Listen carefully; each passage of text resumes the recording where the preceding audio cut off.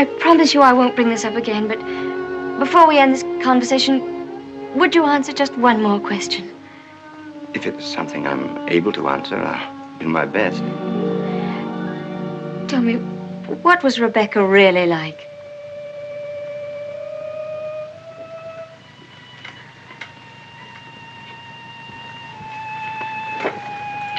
I suppose she was the most beautiful creature I ever saw.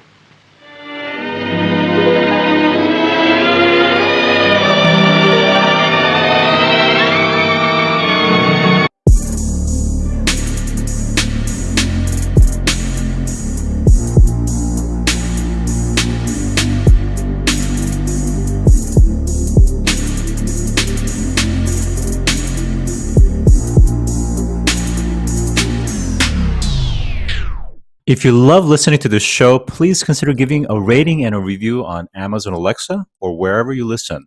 We want to continue bringing you this amazing content, and part of our ability to do that means that we need a big audience. Now, it may not seem like much, but rating and reviewing the show will help more people find us, just like how you found this show. Simply on any podcast platform, search for a show, scroll down to the bottom, and push 5 stars. It's that easy. Thanks for supporting the show.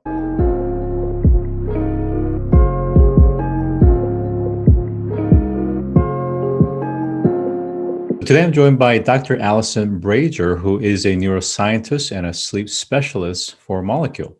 Welcome to the show today. Thank you so much for having me here. So you're an avid athlete and have competed in the Reebok CrossFit Games, Masters World Championship in track and field, and I'm sure many more. So if you could tell us a little bit about that. Sure. I've been an athlete my entire life. It's sort of a byproduct of where I grew up. I grew up in Youngstown, Ohio, which is a great place to grow up because it teaches you grit, but it's also a great place to leave. And sort of a byproduct of growing up in a lesser environment is, early on that athletics is your ticket out of town. So pretty much from, the age of 5 or 6, you're trying to get a Division I collegiate scholarship to get you out of that community. So my path was no different, much like the peers I went to high school with. I did track and field at Brown University, where I was a pole vaulter and a multi-event athlete. I then went on to get my PhD, but I was still, trying to think I could make the Olympic team. It never happened. But then towards the end of my PhD, I discovered CrossFit. And that was during the early days of CrossFit. So 2010, 2011. And I had a lot of success with it right away. I was fortunate enough to compete in the Reebok CrossFit Games twice on a team, make it to regionals twice. And then I actually compete on behalf of the Army now in the sport of CrossFit. It's called the Warrior Fitness Team. We basically compete in international and national competitions, and we try to essentially unravel misconceptions about what it means to be in the Army. I still have a love for track and field, and I have since competed, or I should say hoping to compete in the next Masters World Championships in track and field, which I qualified for, but obviously have been delayed because of the pandemic. Well, I mean, what an incredible, history and career that spans lots of different types of sports and competitions. So congratulations to you and good luck with your future endeavors there. Going back to your story that you started out with is this notion of growing up in a small town. And of course, relative to, let's say, the bicoastals or some of the other regions, maybe it just wasn't economically or, some other ways, vibrant, I suppose.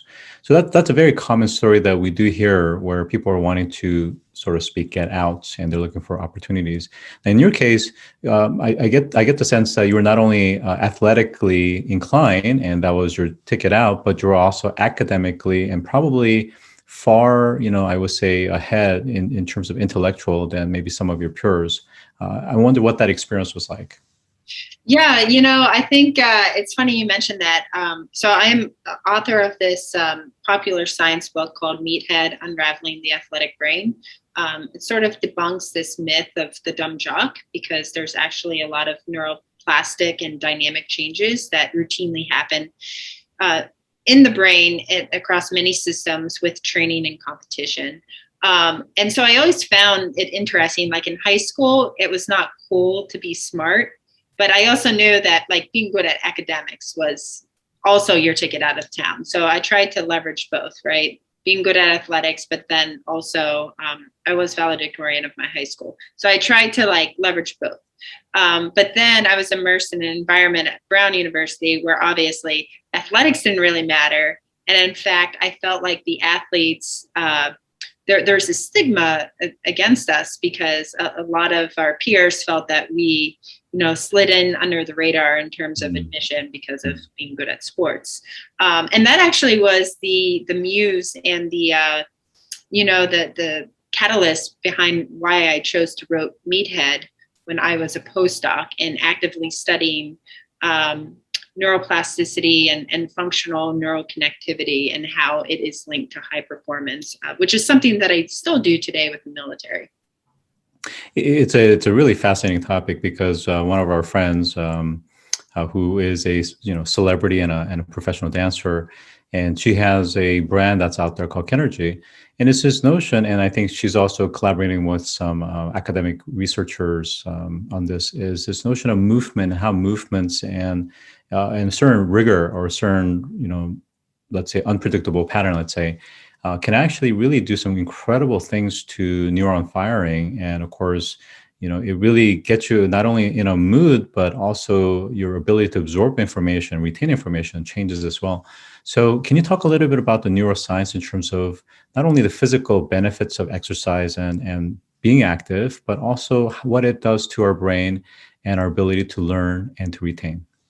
Yeah, absolutely. So, you sort of just said it. It's a multi-system approach. So when you move, there are neurons firing not just within the motor cortical areas of your brain. You of course have the back part, the cerebellum, and then you have this unique area called the premotor cortex and the somatosensory cortex, which helps, align your body in space and time in terms of where it's moving. But then while you're moving, you also have the activation of these other systems, right? Like you have to pay attention to where you are, and you have to be situationally aware of where your body is moving in time and space so you don't injure yourself. And so that, augments activity within the frontal part of the brain, which is, of course, where all the complex cognitive processes like decision-making, risk-taking occur. And then, of course, you have the emotional side as well. This is something that I really talk about in my book, Meathead. Emotional regulation and emotional balance is something that I think an elite athlete can do really well. Now, we all know that, elite athletes are known for being hotheads, like here and there in the heat of the moment of a game. Personally, we know that's driven by testosterone and other, pathways of aggression. But for the most part, there are studies to show that elite athletes are indeed more emotionally balanced because of the priming and constant activation of these emotional centers, the limbic system of the brain. Yeah, this is so powerful, really is. And I think, I think most of us can relate to this, is that for those that are for most of their lives have really relied on exercise as a means to de-stress, to quiet their mind, so to speak. We've really kind of witnessed it firsthand, the benefit of that. And it's just a natural de-stressor. And it's not just the positive endorphins and other oxytocins that kick in, but you really are training yourself to modulate your oscillations in mood so that it becomes more normalized or stabilized, I should say. And this is very important, especially for youth, right? So I think especially looking at the Gen Zs that are experiencing or being more at least vocal about mental health, the role of exercise and how it needs to integrate into our lifestyle, for instance. You may also like our quarterly Astor Perkins event that brings some of the most notable experts and category-leading startups in their area of sustainability and human survival on Earth and in space. To register, visit astorperkins.com/events.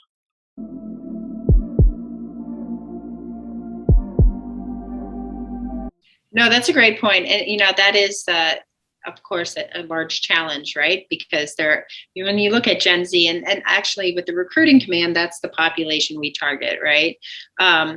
It's a real challenge with them because a lot of the classrooms and school systems we've gone to as part of recruiting efforts in STEM and medicine have done away with physical education classes, which is completely crazy to me, right?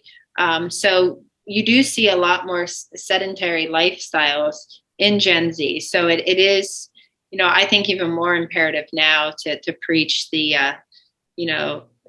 benefits of exercise for them. Because that you are right, they are so over emotionally exposed through, being inundated with social media, for example. Of course. Absolutely. The comparison never stops. Let's transition to talk about sleep, in particularly restorative sleep, that under conditions of high stress and extreme conditions. Again, just for the listeners, this is in the context of, let's say, military, elite athletes, and so forth. So if you could explain a little bit more about the context and what is this type of sleep? Sure, absolutely. So restorative sleep comes in two forms. You have the physical restorative piece, which is driven by non-rapid eye movement sleep. So this is like essentially the first type of sleep you enter into after falling asleep. And then you have the cognitive restoration piece of sleep, which is REM sleep, or rapid eye movement sleep, which most people know as the state of dreaming. Both are equally important. One focuses on refining brain connections in order to augment learning and memory, whereas the other, non-REM sleep, focuses on these anabolic physical restorative processes, such as increasing growth hormone, repairing muscle tissue, replenishing energy reserves. So sleep is also, multifaceted, but also very important.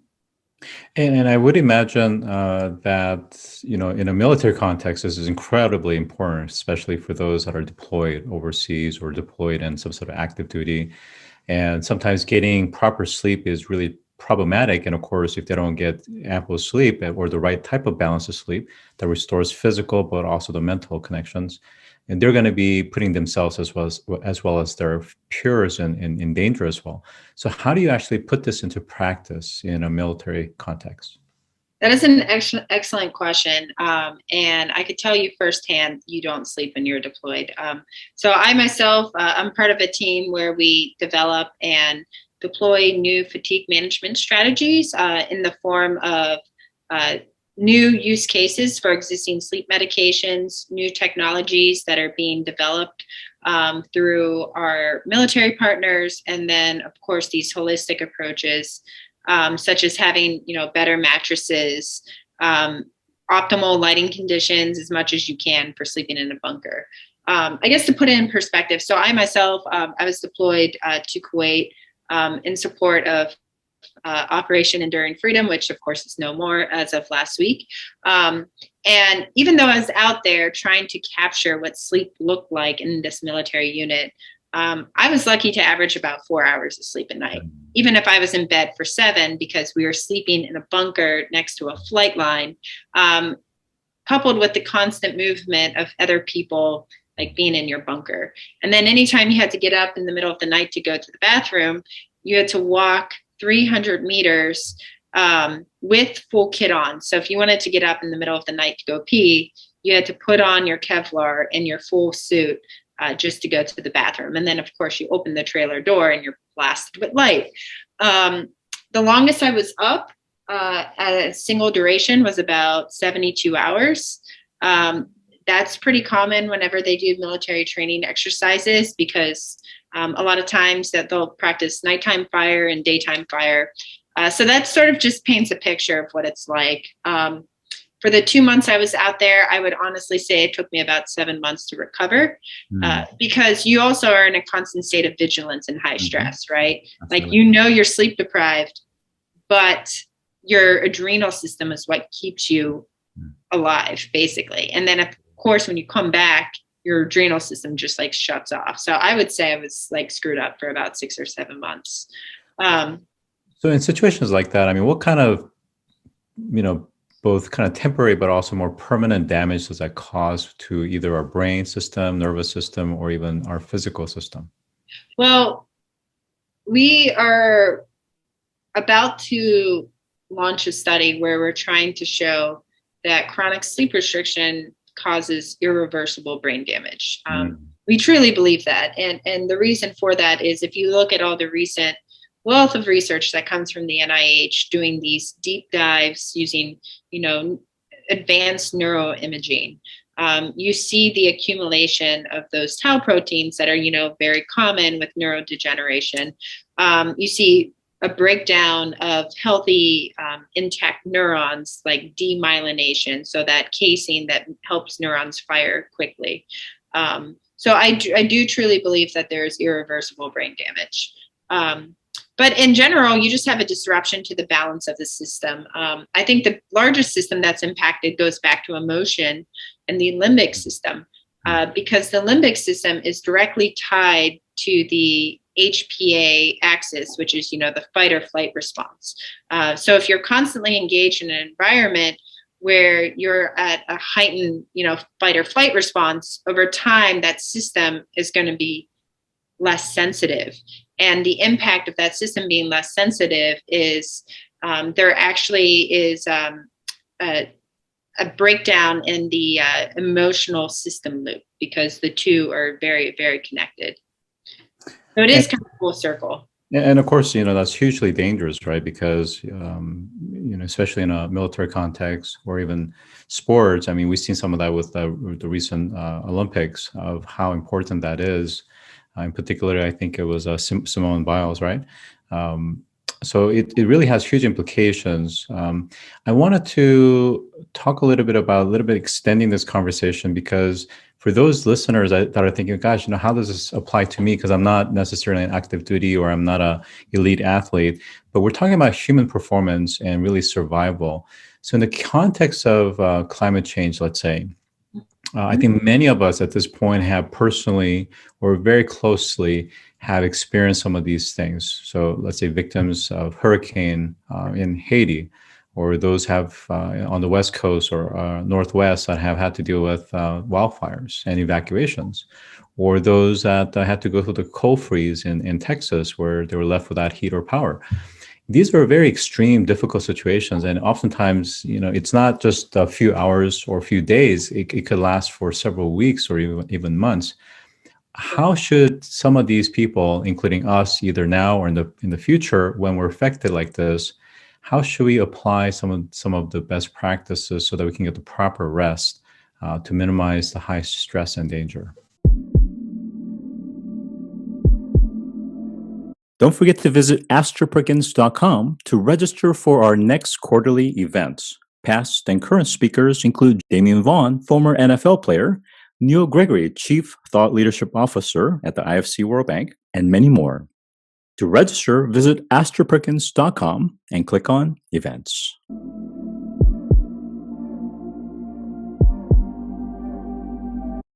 No, that is an excellent parallel. And it's really the same principles that we apply.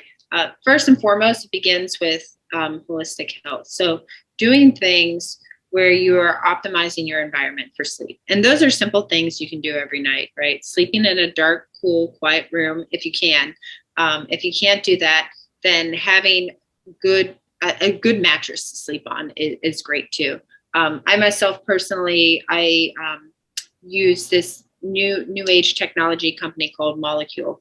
I always tell my soldiers this, like, a good quality mattress goes a long way. You can invest $1,000 in one mattress versus getting the one at the, discount at the furniture store for $400. But you're only spending like $1 or $2 a day investing in your sleep. But a high quality mattress, such as the one I use, Molecule, does go a long way.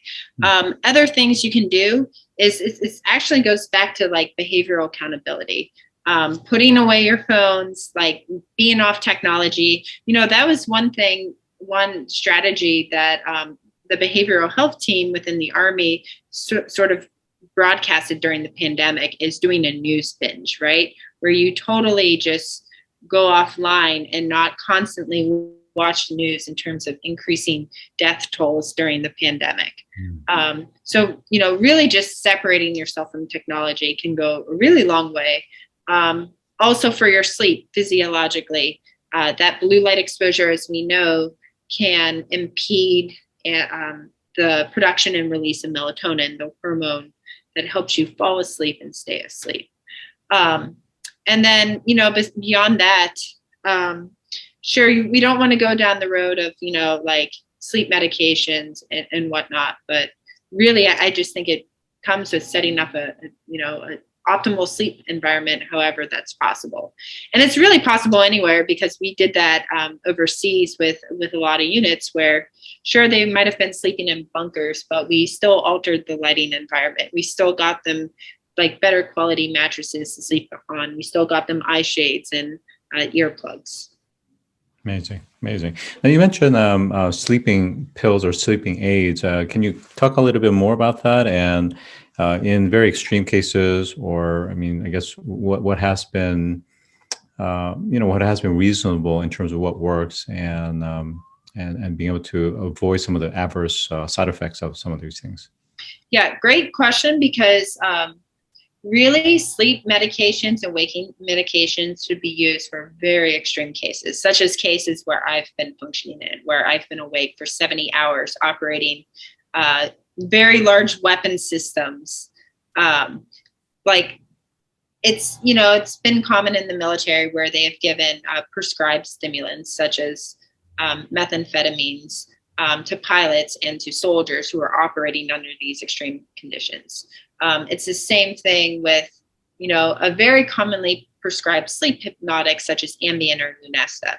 Truly, that should only be used for extreme conditions where you need somebody to get restorative sleep, or try to get restorative sleep in an environment such as what I talked about that doesn't truly allow for that.